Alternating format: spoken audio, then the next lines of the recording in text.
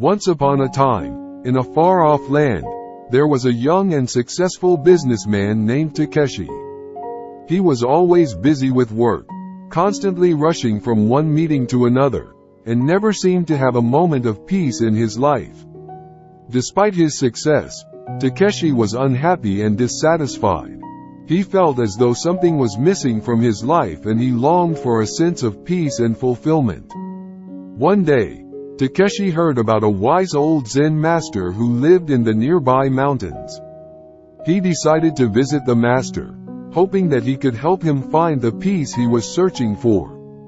When Takeshi arrived at the master's temple, he was greeted warmly and invited to sit and talk with the old man.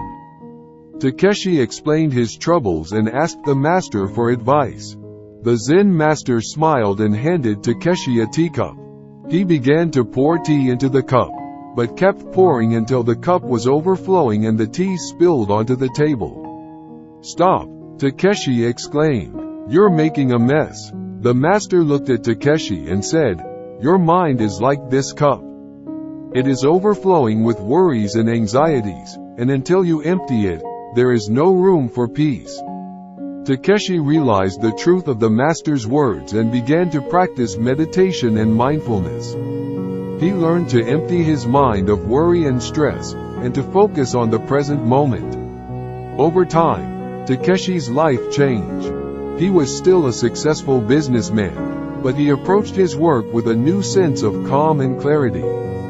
He was able to enjoy the simple pleasures of life, like the beauty of nature and the warmth of human connection. One day, Takeshi returned to the master's temple to thank him for his wisdom.